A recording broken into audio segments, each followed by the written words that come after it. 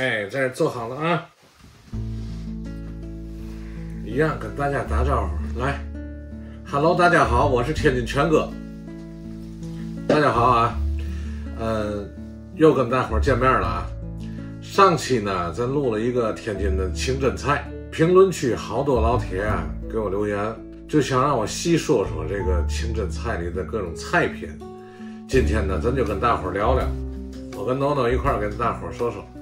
上次咱说呢，天津这个清真菜啊很有特色，也大伙儿也都爱吃。现在呢，一些网红啊，这些达人网红啊，也都来探店，他们在吃各种清真菜。咱呢，大伙儿也都看到了，在上网搜一下也都有，各种菜品啊，你像咱能数得上来的啊，这个天津这个清真的菜，现在，我看他们经常吃的比较有名的锅塌系列。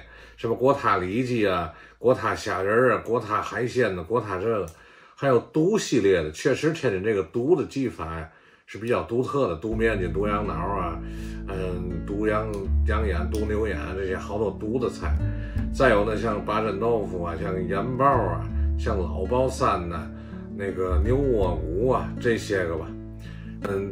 熟悉清真菜的可以，大伙儿都知道，这个你去清真馆点菜去。菜品并不太多，清真菜的菜品呢，现在似乎就这么几十种，没有太多了。其实呢，还不然。我上期那视频说过，咱这个清真菜在天津还没恢复到特别昌盛的时候，有一度就说嘛，天津的餐饮远胜京师，就是比北京强得多。汉民菜8大城，清真菜9大楼。还有各种小吃，什么都算不上啊！咱就说这个清真菜、回民菜、回菜，这个也是非常丰富。光鸿宾楼里边的这个全羊宴就150多道菜，所以呢，这些菜还都没恢复上来。就前几年恢复一道菜都很难，因为以前呢，老师傅做这个菜，他潜心发明出来的菜都靠言传身教，没有形成什么教材呀。比如说这个教科书啊这类的往下传，现在能把菜谱说上来的那就不简单。咱今天就是从那个鸿宾楼说吧，因为这鸿宾楼啊没看过上期视频的可以去看看复习一下。这个上期视频啊，我说了清真菜的发展最昌盛的时候，这9大楼里我上期也说过，以鸿宾楼和汇芳楼为代表，他们是羊肉馆啊。这个鸿宾楼它到底好在哪儿呢？首先说啊，这个羊肉馆，这9大楼全是羊肉馆，他们做的都是高档的酒席。天津这个河海两鲜就丰富了，给这个清真菜可是丰富了不少菜品。所以说呀它的菜品都是非常有特色的，是经得起这食客去品头论足，去琢磨，天天去吃。所以当时的鸿宾楼呢，它肯定有它拿手的东西。这些羊肉馆呢，它主要就是做高档菜的。你像就是传统的清真菜，河海两鲜，再加上全羊席，还有不光是当时，现在也是非常名贵的，像燕翅席，这些菜呢，就不是说一般老百姓有的能进得去的。达官显贵，以前天津离北京也近，所以呢，市场都有，达官贵人在天津都有宅子，皇上都有行宫，王爷都在天津，所以呢，它市场有了消费群体，有了需求，市场就会繁荣。鸿宾楼啊，最拿手的就是全羊宴。这个全羊宴呢，一开始呢是慈禧太后喜欢吃这个鸿宾楼的全羊席，进宫给慈禧做去。慈禧呢就忌讳这个羊字儿，再加上呢穆斯林的传统。它这个菜名都是非常美化的，让人不光吃着听着也得赏心悦目。所以呢，它每道菜呢你吃这个全羊席，它的菜名一个羊字都没有。上个视频我还说了这个鸿宾楼是周总理钦点进北京的，到北京去了。北京当时呢就缺乏这种清真菜，而且是非常档次高的这个酒楼。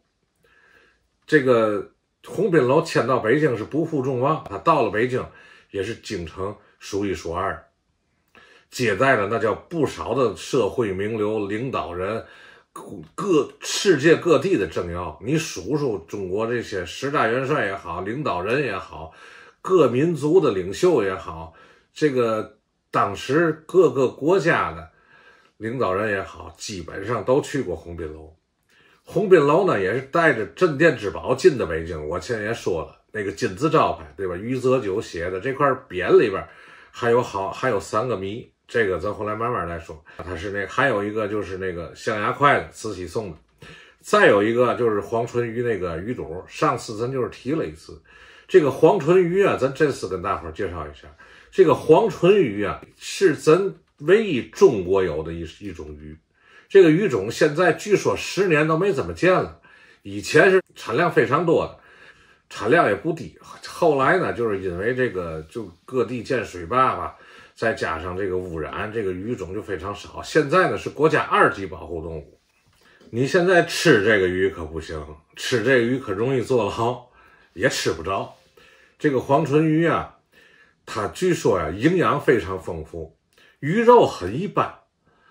它就是这个鱼肚，就是鱼漂。之前这个鱼漂呢晒干了，就是鸿宾楼老板当时买这个920克这个鱼肚，带小辫儿，这样带个小辫儿。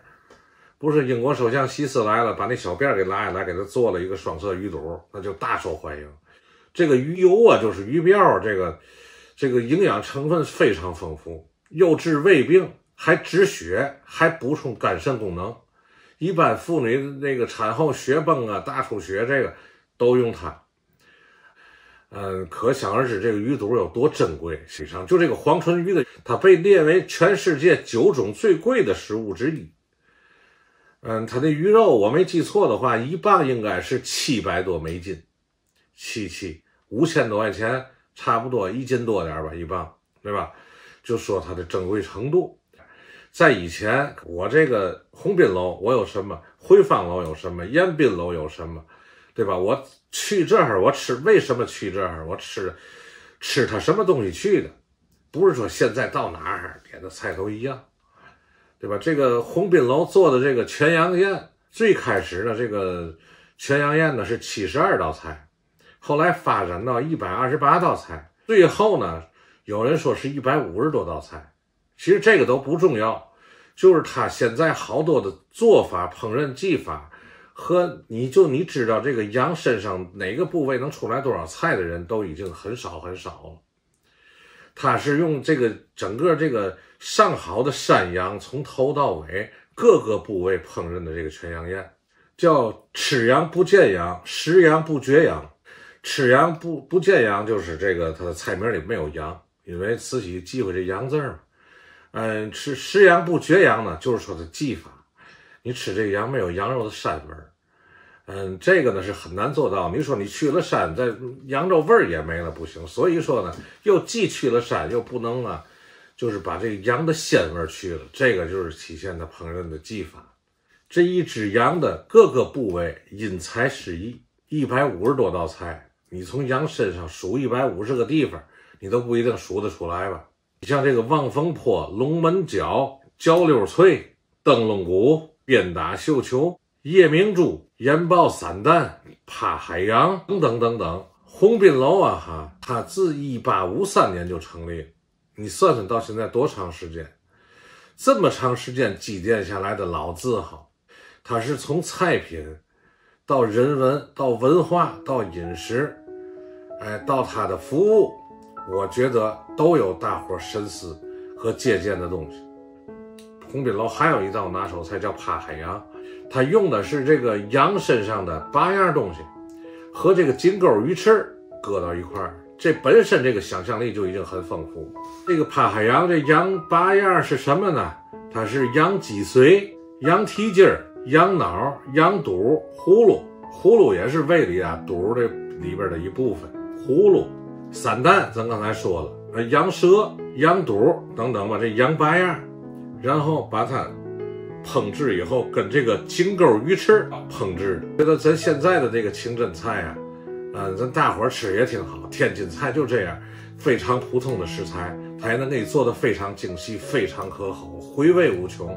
这个清真菜啊，之所以它现在广为流传，你看清真菜其实就是伊斯兰回民能吃的东西并不多，回民能吃的就是谷物、蔬菜、鸡鸭鹅、牛羊驼、骆驼、兔子、蛋类、各种鱼类，就是没有鳞的鱼不能吃啊，就是有鳞的鱼能吃，就是这些东西吧。